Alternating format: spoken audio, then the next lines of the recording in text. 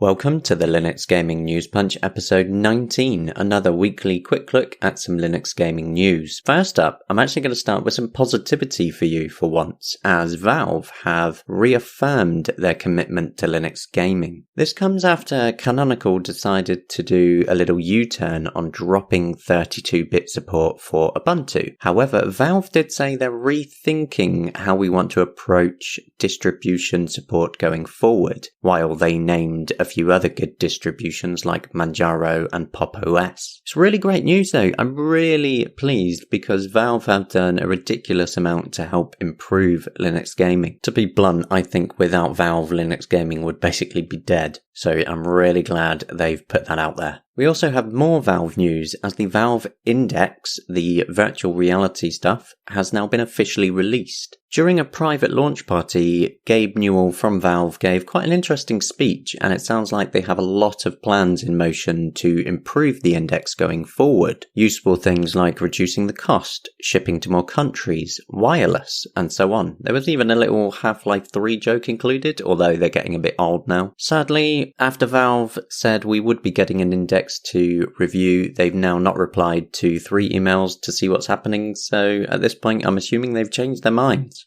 We also recently had the narrative adventure game Z released from Eagre Games and Cyan Ventures. It's a good looking and rather bizarre game about an aging artist suffering with dementia. It's one of those sort of brain twisting walking simulators, although that doesn't really do it any justice. The design work on the environments is absolutely amazing. If you like your short, meaningful experiences, Z is one you need to take a look at. The article I did on it also has a great interview you should check out as well. I also recently did an interview with Bearded Giant Games about Linux development and their upcoming extreme space shooter, Space Mercs. It's looking like a seriously impressive space shooter, especially since the developer is working on an Intel integrated GPU, and what they've been able to achieve with that is quite amazing. In the interview, they also had some pretty interesting words to say on the Epic Game Store, so that's one you're not going to want to miss. After Paradox Interactive acquired the rights to Prison Architect from Introversion, they handed over future development to Double 11, who were previously responsible for the console versions. That new partnership already seems to be going well, with a brand new and free content update out for Prison Architect that includes plenty of new toys. It gives you things like new floor and wall tiles, new sprites added for missing orientations to many items, as they're planning to provide a full set of rotations to all objects. Now that sounds pretty handy. That should enable you to design some pretty crazy prisons. Another game I want to give a shout out to this week is a currently in development title called Flea Madness. It's a fast-paced multiplayer action game and it looks really weird. In the game, each player assumes the role of an alien flea, which is some sort of biological weapon with a singular purpose: to eat everything. As you run around and hunt others and eat other players, you evolve into a more dangerous creature. And spread across the maps, they said that you will find insects to eat, which also give you various abilities, and not all of them are good. It sounds so incredibly weird, but it is coming to Linux. I asked them about it and their reply was incredibly clear. They said, yes, sure, we will have a Linux version of our game. So I'm happy with that. Flea Madness looks great. Finally, Black Ice,